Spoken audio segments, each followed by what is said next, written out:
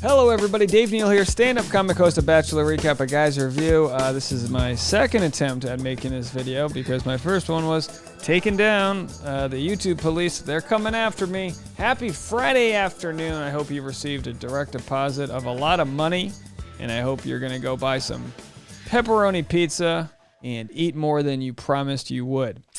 Because that's what we do on Fridays, right, guys? All right, so we have Emmanuel Acho. God bless you, Katie. Emmanuel Acho is just talking to Rachel Lindsay. I got to tell you, Emmanuel might be the best hype man for Bachelor Nation ever. The way he teases his interim hosting job on this Monday nights after the final rose is like no other. I think the ratings are going to be so huge for this. I really do. I think people just want to tune in and see what kind of questions he's going to ask, what kind of conversations will happen. A lot going on here. So people, a lot of people that don't know the backstory here of how Emmanuel Acho actually became the interim host. Let's go back to this article here. So we have Rachel Lindsay wants Emmanuel Acho, God bless you, to host the Bachelor's After the Final Rose special. This is from February 23rd, 2021. So just like 3 weeks ago. So this is what she said. She said, for after the final rose, which by the way, they spelled the acronym wrong. After final the rose, Brian and I, that's her husband, both talked about this. We think Emmanuel Acho, God bless you, would be fantastic. Former Bachelorette says of the former NFL linebacker and uncomfortable conversations with a black man host. He's very outspoken about racial injustice for social justice and has pretty much been the person who said, I can have these uncomfortable conversations and people trust it. Who better to lead? He's someone who's not involved with the franchise, no ties, no bias. I think it'd be great. Of Acho, God bless you, Abasolo, which is Rachel's husband, adds, I echo those sentiments. I think Emmanuel Acho would be the perfect person to have those uncomfortable conversations with the contestants with Matt at the end of the day, and I think it would really be a positive step forward.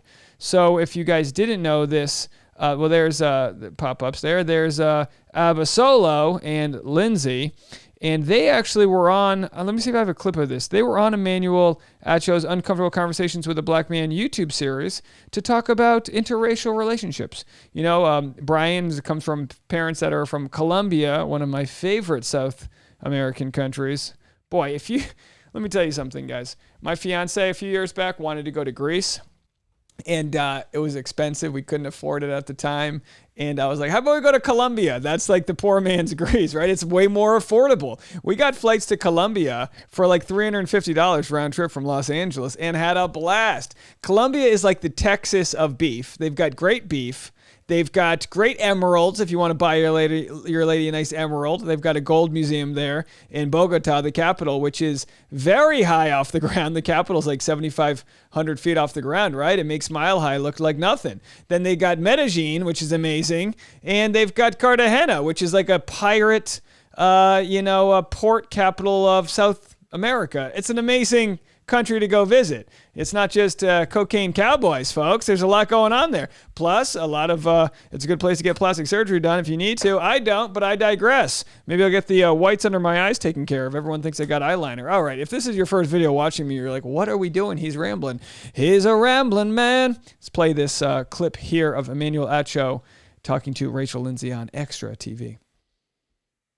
Oh, hold on. You've been named Let's start this over. The host of After Let's the start Final this over. Hold on, folks. Let's start this over nice and clean here. With Chris, since you've been named the host of After the She basically says, have you talked to Chris since being named host? We missed the first part. Final Rose? Chris and I have spoken at length over the last 2 weeks. Very good, helpful conversations before I was ever named the host of After the Final Rose. And we've just had very positive dialogue. What does Chris Harrison need to do to really show that he has learned from his mistake? The first thing is people need to give him the opportunity, the grace, and the time to do the work. And then they need to receive the work that he does. If Matt does pick Rachel, do you think that there will be a lot of pressure on him to break up with her? Matt's in a tough position. If you are black with someone who has been racially insensitive, you don't have necessarily the same luxury to continue to endure that relationship without pushback from society. Is it worth fighting for? And that's what Matt has to figure out. You've spoken with Chris All right, that's on loop there. That's it. Now, look, there was another part they didn't mention where Emmanuel opened up by saying this is the most pivotal and volatile moment in Bachelor Nation history, which I think we can all agree with. It is nuts out there, guys. It is a hard time out there for Bachelor Nation fans. He says he spoke with Chris at length, which is very interesting. It's kind of like he spoke with Chris at length, then he took his job, at least interim speaking, he took his job. And that's very interesting. That's like when your stepdad becomes friends with your dad, and you're like, I didn't know you guys were allowed to talk. You guys can be friends? The dad's like, yeah, let me tell you something. The dad's giving tips on how to deal with the wife to the stepdad. The stepdad's taking notes. He's like, okay. The dad's like, look, around the holidays, she gets a little stressed. She likes a spiced rum and eggnog. He's like, okay, spiced rum and eggnog, get the Captain Morgans. The dad's like, she likes to go to Colombia, but just so you know, it's humid and she's going to need some extra. Okay, got that. He's just taking notes. All right, that bit died. Okay, yeah, so anyway, interesting that he spoke with Chris. Interesting that Emmanuel says there needs to be an opportunity for grace and a time to do the work. Like most of you, don't understand, like there's no real definition of what the work is. It's one of those things you know it when you don't see it. You know what I mean? And there's a delicate balance that Chris Harrison needs to do the work, talk about it, not be performative. Performative being posting a black square, and saying Black Lives Matter. If that's all you do, that's performative. You're just doing that for social media. You're a keyboard warrior. You're not what do they call me? A keyboard activist, whatever it is. You're not doing the work of educating yourself, using your platform. I mean, honestly, like if I could jump on over here to Instagram and look at Rachel Kirkconnell,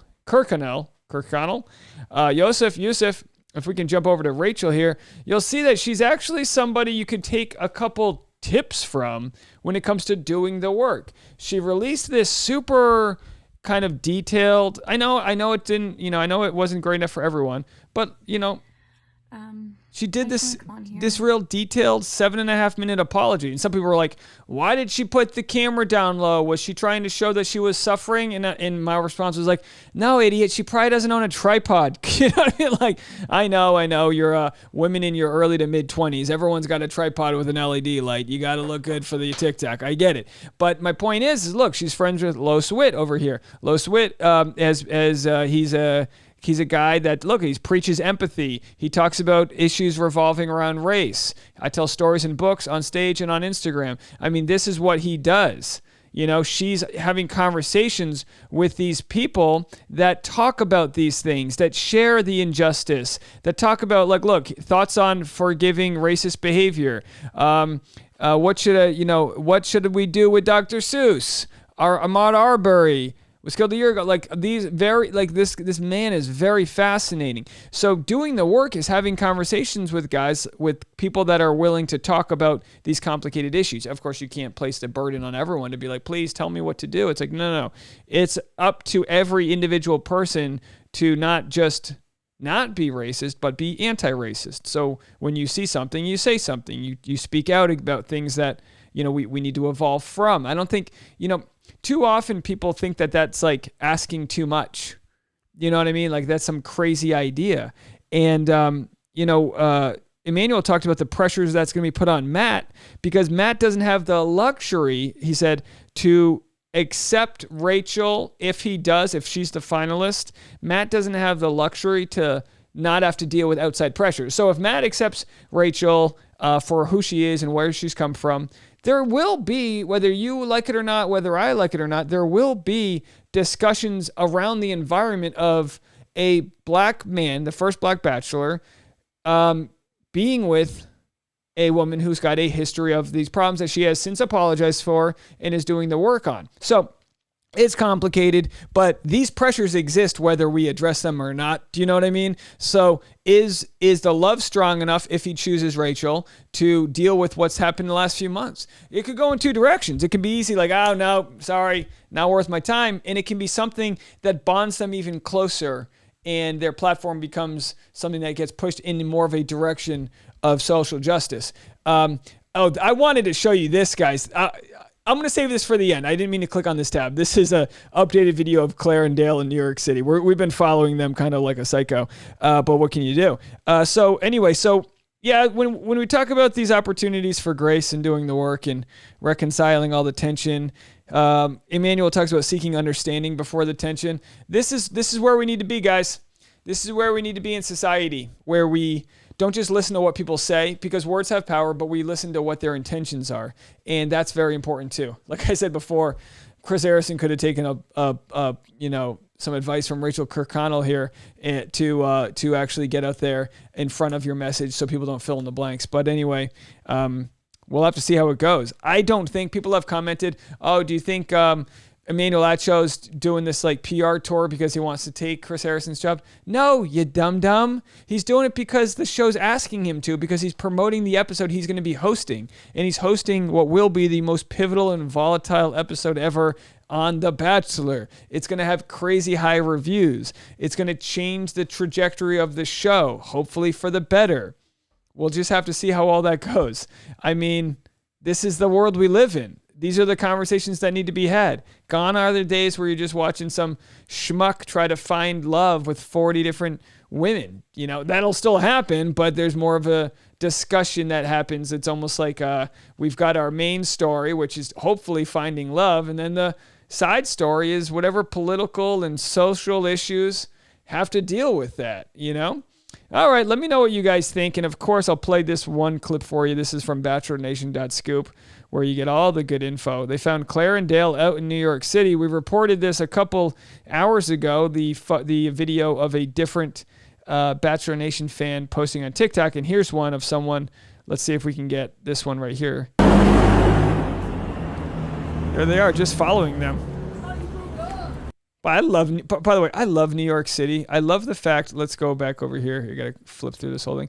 I love the fact that you can't walk 10 feet in New York City without being underneath scaffolding. Whoever owns stock in scaffolding in New York City, it'll never change. It's always going to look like this. There's always a rat like propping up one of the beams. Like it's always got one screw hanging out. It's always trash day in New York City. And let me tell you something. I miss New York City so much. You know why? Because you can't go around the corner without seeing steam coming out of the ground for no reason and getting $1 slice of pizza any time of the day. You take that pizza, you fold it sideways and you start eating it like this, so all the grease drips out onto the street and it just collects over time and the city just runs itself. And that's New York City. And I've never met somebody who lived in New York City that doesn't love it. I only meet people that go, I don't like New York City. It's like, yeah, that's right, Tabitha. You spent 3 days in Times Square hanging out at the M&M store. What did you expect? Live a little, go to Sheep's Bay, streak across the Central Park. Who knows?